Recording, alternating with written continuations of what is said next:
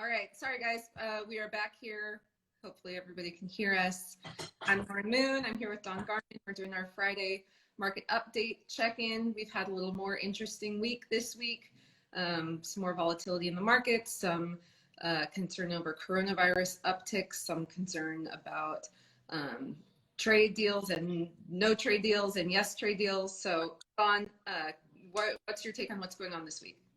Thank you. Thank you for doing this, Lauren. Before I get into that, I want to say a couple of things, if I could. The first is just to share two bits of feedback I got yesterday from clients that have never responded to these videos, and I was completely unaware that they either watched or didn't watch or cared.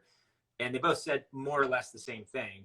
The second one was interesting because he said, "I can tell you want to stop these videos. I can see you running out of things to say, and you want to stop." And he said, "Don't stop, and don't let anybody else stop either." So in that vein, we will continue to do this for whatever it's worth. And I also wanted to say that, that in an hour, we are going to be going to our Mirador Capital Partners 7-year anniversary party. So social distanced and rare in the sense that it's not open to spouses and families because we're trying to be respectful and responsible, but meaningful in so many ways. And obviously it has caused me to reflect on the last 7 years and the incredible gratitude I feel toward a large number of our clients that have been with us literally every step of the way and many, many years before the Mirador experiment began, but also to thank those of you who are newer to this tribe, to this band. And we appreciate the support you've given us and the as we are sort of, I would say, accelerating around the 7-year turn here and have a lot of interesting and fun stuff planned for all of us in the coming years. But, and I'll get to that maybe more in the future. But I will segue, and really what I wanted to talk about today, Lauren, and then I would love to hear what's on your mind, is I just wanted to talk about why we added gold and added to a gold position that we just added, I think last week, already adding to it, and I can assure you the position size will go higher. And I wanted to reflect, some of you will know this because we owned gold from 2008, and I looked this morning, and we sold it in 2012 and have not owned it for 8 years. So why would we add gold at a time like this? What are we signaling in terms of why we would want it? Why would you ever add gold? And I remember one of the Warren Buffett quotes as to why he would never add gold, because he said, if 1,000 years ago you owned all the gold in the world somehow, then 1,000 years later you would still have all the gold in the world.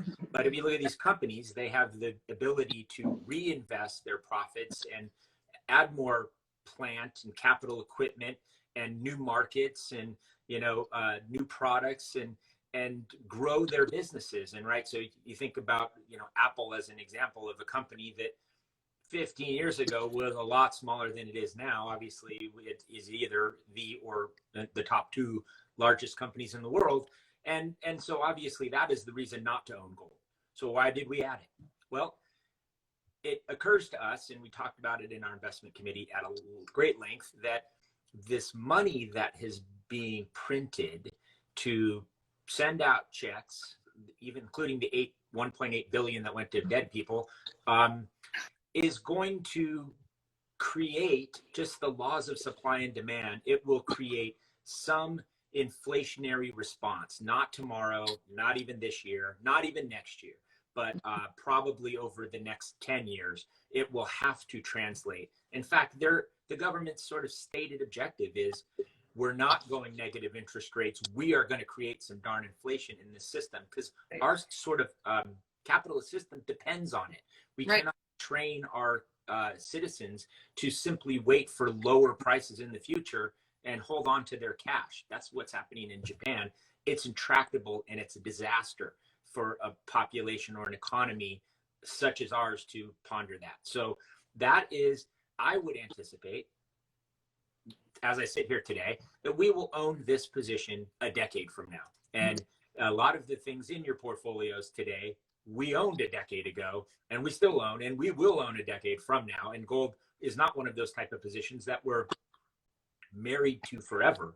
But I think my particular hunch is this is a thematic shift in terms of what type of assets that we want to own in a world that is increasingly unstable, increasingly debt gorged, and money printing, appears to be our one-dimensional response at the moment.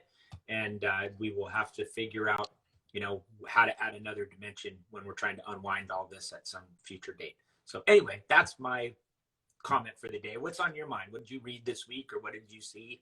Well, I think to tie onto what you just said, the other component of gold and inflation is that what we've done with our budget deficit essentially requires that we keep inflating our dollar. Anyway. Yeah. Yeah. Deflating our dollar. Deflating. Yes. Thank you for saying it correctly. Yep. So another thing we talked about in investment committee this week, started off with an interesting call or something I read earlier in the week, which is that the U.S. unemployment is double that in Europe and also in Asia. So we are actually not recovering, obviously, as quickly or as well as international countries. And in our core strategy, we've maintained this underweight allocation to international and emerging markets that was really well timed. We kind of made that shift at the beginning of the year.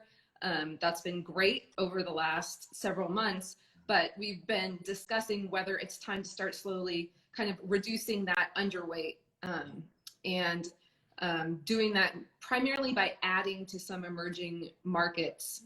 So not something that we're going to be doing all at once, but we're watching closely to add back to as and maybe select sectors within developing countries as well. You can always tell our conviction level around anything by the size of the position, right? So we added 1% to an already 1% position, making a 2% position in gold, and added 0.2% to our emerging market from a low level. So I would say this is, we are tiptoeing. The way the long view works is it's like steering an ocean liner, right? So you make small moves along the way to create a big difference in outcome a year or 2 or 3 or 10 from now. So, but you're absolutely right. Just from a fundamentals perspective and valuation, you can look at the dollar to signal the dollar's level is some global representation of the world's feeling about the creditworthiness or the stability of the United States. And the dollar's been going down, and it's going down to a level where I think the president likes to talk down the dollar, if that's what we were calling it, but it's not generally a good thing when your currency is falling. It's not positive. And so it's another flashing yellow light in the windshield that we have to heed and understand how it would impact the rest of our holdings, because it will at some point. So, all right. Anything else on your mind? That pretty much sums it up for now. We're getting into summer. I know everybody's thinking about what the heck's going to happen with school year and going forward, and are we having increased lockdown? So that stuff is obviously on all of our minds. But I think from the investment standpoint, we are still positioned and prepared for really whatever direction this goes. Yeah, I mean, actually, we've had a really wonderful year so far relative. And so I'm super proud of the work you do and the rest of the investment committee. And I mean, everybody's making contributions, and it wouldn't matter one tiny bit if not for all these great clients that we get to serve. So we are, one of the things you'll hear me say at my little speech is that if we weren't so committed, our whole entire firm has just this great commitment to making sure our clients' needs are met at the point when they have them. And so anyway, I'm just so proud of you guys and appreciative for all the people that make this possible. So I'll leave it on that cheery note.